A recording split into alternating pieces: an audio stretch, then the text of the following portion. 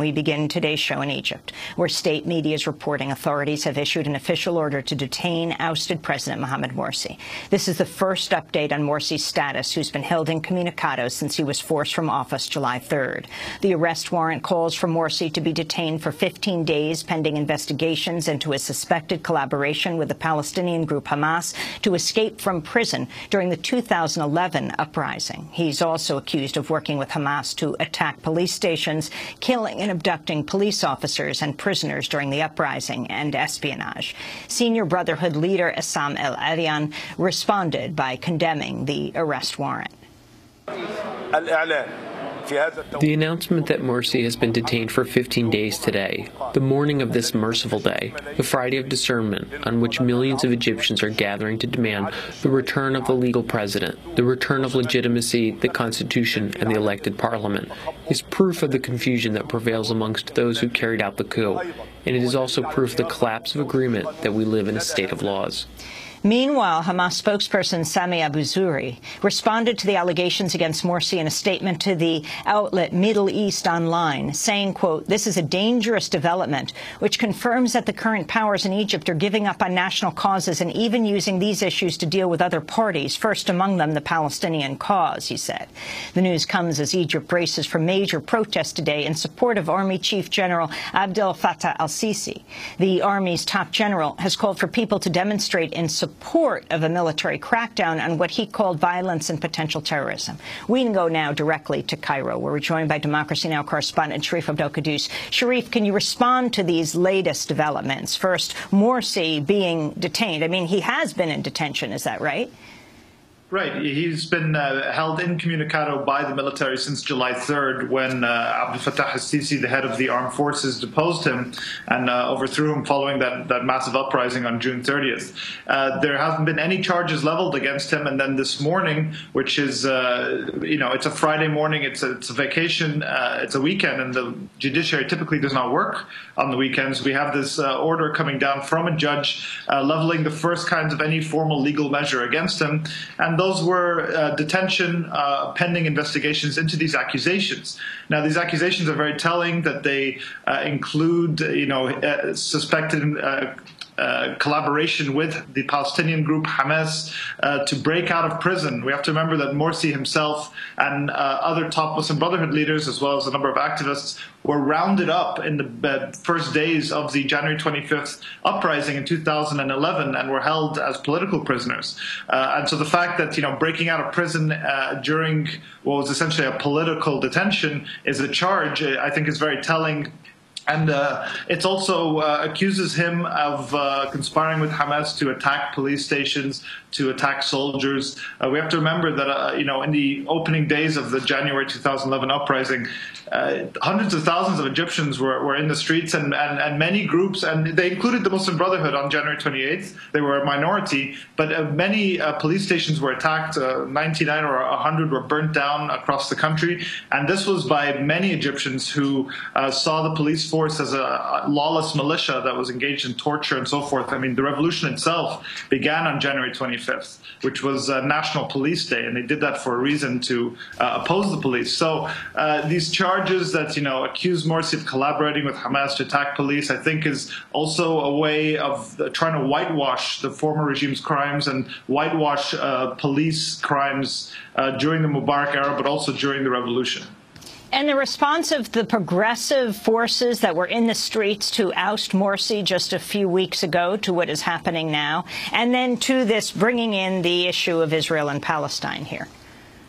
Well, as you mentioned, Abdel Fattah al-Sisi, the head of the armed forces, and who's de facto running the country right now, went on television a few days ago and dressed in full military regalia and wearing dark sunglasses, really looking like kind of an army general of a banana republic from Latin America in the 1980s, and then saying, calling on Egyptians to go and fill the streets of Egypt today to give him what he called a mandate to confront what he said was potential violence and terrorism, and a clear indication against Morsi's supporters who have continued a month-long sit-in, or nearly a month, in different parts of Cairo, and who have taken to marching across the city, across Cairo, in different cities across the country, at times provoking clashes.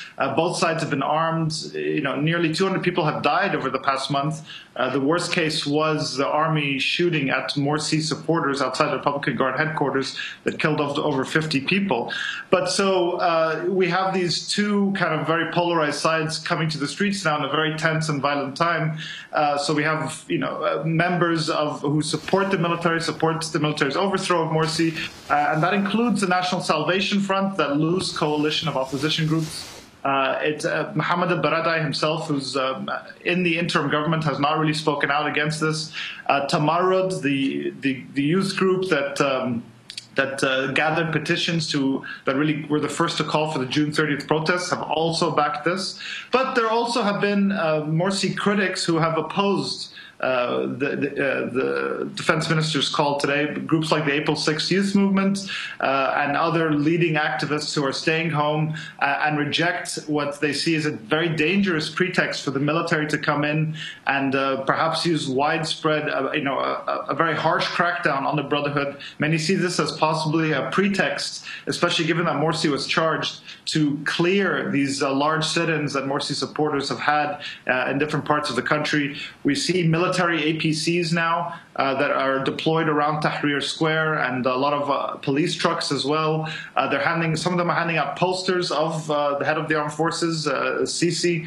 And we've also seen the media, the private media, which has been really towing the army line and really bolstering the army narrative, has decided, many of the channels, to cancel their entertainment series tonight. It's Ramadan, and after people break their fast, there's usually these very highly produced and highly watched drama TV series and different TV shows, and they've canceled all of those today to entice people to go out, to cover the rallies. So it's this kind of atmosphere that we're in, and there's I think a widespread fear of more violence with this many people on the streets, and the minister making these kind of provocative calls. Sharif, the Obama administration's delayed the planned delivery of 4 F-16 fighter jets to the Egyptian government. This marks the administration's first direct action in response to Mohamed Morsi's ouster earlier this month.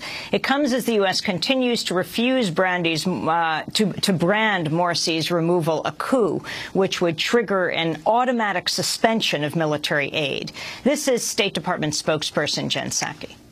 We do not believe that it would be in the best interest of the United States to immediately change all of our assistance to Egypt. We are reviewing our obligations under the law and are consulting with Congress about the way forward. Given the current situation in Egypt, we do not believe it is appropriate to move forward with the delivery of F-16s at this time. I also want to play a clip from Thursday's Senate Foreign Relations Committee hearing on the crisis in Egypt. Kentucky Republican Senator Rand Paul said U.S. law necessitates the suspension of aid. He's written legislation that would cut off aid to Egypt in the wake of Morsi's ouster. Our law says that when a coup occurs, the aid ends. So we can debate whether it's a good idea to end, and you're welcome to have opinions on whether it's a good idea to have aid or not to have aid, but the law is the law, and if we decide that we're above the law, it's very hard for us to be preaching to the rest of the world about having the rule of law. So I think this seriously undermines our standing in the world, and it seriously goes against anyone who claims that they're for the rule of law.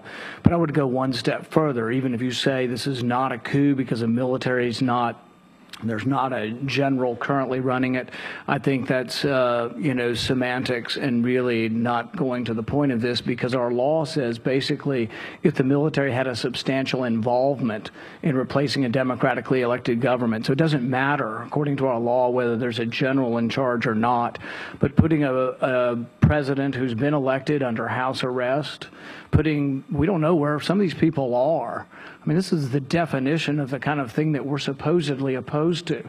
And I was no great fan of the Muslim Brotherhood. I wasn't for aiding the Muslim Brotherhood either. But the thing is if we're not going to obey the law, If we're simply going to say that we bring a panel before us that says aid's a good idea, realize that if you're telling us that the aid should continue, you're telling us to flout the law. That is Kentucky Republican Senator Rand Paul. Sharif, if you could respond to both what he said and the holding up of the F-16 fighter jets.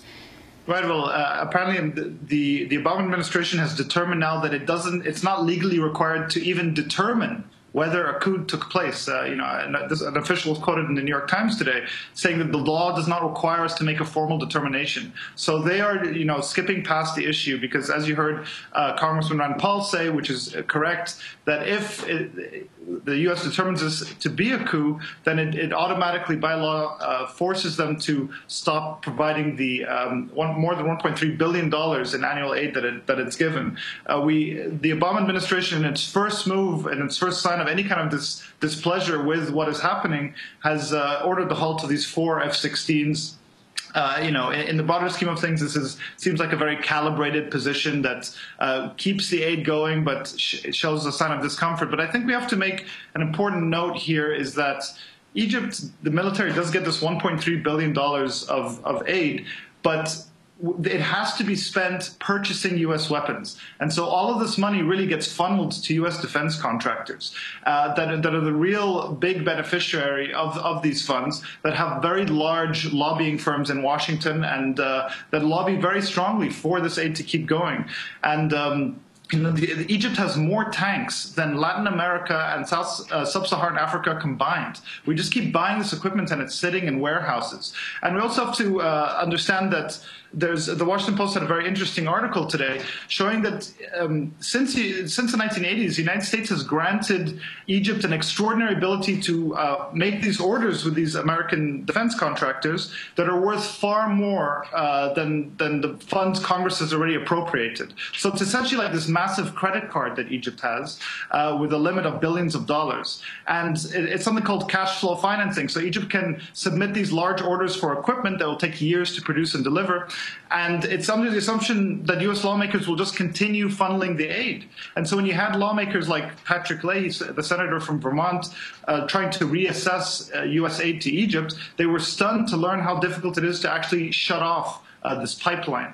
So I think, there's a deep level of intricacy with these U.S. defense contractors and the way the aid is structured that keeps this aid flowing to Egypt regardless of what's happening on the ground. Sharif, I want to thank you for being with us. Sharif al-Qudus, Democracy Now! Correspondent in Cairo. We'll link to your article at The Nation magazine at